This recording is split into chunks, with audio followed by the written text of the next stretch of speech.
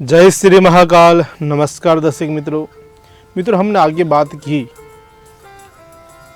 कि हमारे द्वारा हरण दोष जो होता है उसका निवारण। आज हम बात करेंगे जीव मात्र दोष के बारे में। जीव मात्र हत्या जो दोष है उसका जो दोष बहुत ही बड़ा माना जाता है, हरण दोष से भी बहुत ही बड़ा माना जाता है। अपने निज स्वार्थ के कारण पशु पक्षियाँ पंछियाँ और जो ब्राह्मण हैं उन पर अत्याचार करना ये बहुत ही बड़ा पाप है। अपने निज स्वार्थ के कारण अब हम अपने घर पे जो कुत्ते को पालते हैं, बिल्ली को पालते हैं, पंछियों को पालते हैं, यह गरुड़ पुराण में निषेध कहा गया है, क्योंकि इससे प्रकृति के जो देव है वो नाराज होते हैं और आपके घर में अशुभ भरा माहौल जो है प्राप्त होता है। यह कहते हैं गरुड़ पुराण में यह माना गया है कि जो भी पशु पक्षियों को पालते हैं उसके घर पे यम स्वयं वास करते हैं, जिसकी वजह से घर पे अशुभ कार्य जो होते हैं और इसी वजह से जो अच्छे लाभ प्राप्त होने चाहिए वो न हो। साथ में अगर आपको पशु और पक्षियों को अगर आपको उनकी चिंता बहुत ही रहती है तो गरुड़ पुराण में कहा गया है कि वो जो निज स्थान में रहते हैं तो वहाँ पे उनकी सेवा करनी चाहिए, उनके बारे में उनकी रक्षा करनी चाहिए, उन्हें जो भोजन वास्तव में जो मिलना चाहिए वही भोजन देना चाहिए।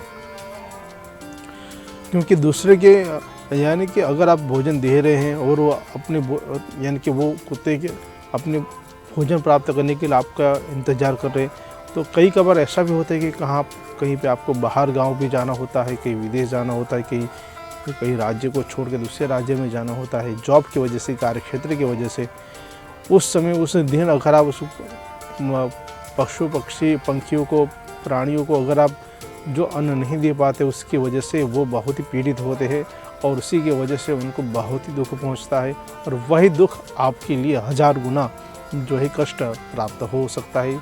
इसी वजह से गरुड़ पुराण में कहा गया है कि अगर पशु पक्षियाँ अगर उनकी चिंताएं रहती हैं तो उनकी रक्षा कीजिए, उनकी चिंता कीजिए जिससे आपको अच्छे लाभ मिले। लेकिन घर पे पालेंगे तो यह बड़ी समस्याएं बढ़ सकती है।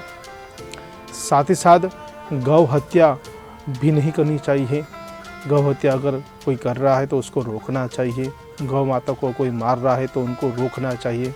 यह बहुत ही पुण्यकारी बात है। किसी कार्य को अशुभ कार्य को रोकना वो पुण्यकारी बात है, लेकिन अशुभ कार्य देख रहे हैं कुछ नहीं कर रहे हैं तो वो बहुत ही बड़ा पाप है। ब्राह्मण को कटु वचन कहने से, बुरे शब्द कहने से ब्रह्म हत्या समान जैसा पाप है, गौ हत्या समान जैसा पाप है। इसीलिए आपको सावधानी अवश्य रखनी है। यह छोटे बड़े कार्य को आपको सावधान रखेंगे तो अवश्य लाभ मिलेंगे। और इसी सभी कार्य को मुक्ति करने के लिए आप गया तीर्थ में जाना है और वहाँ पे 3 रात्रि तक आपको मौन धारण करना है और ब्रह्मचर्य का पालन करना है, जिससे आपको यह पापों में से मुक्ति मिले और यह आपका मनुष्य जीवन जो है धन्य बन जाए और आपको परमात्मा की प्राप्ति मिले। ऐसे ही सुंदर विषयों को लेकर मैं फिर से हाजिर रहूँगा। मुझे दीजिए अनुमति। जय श्री महाकाल।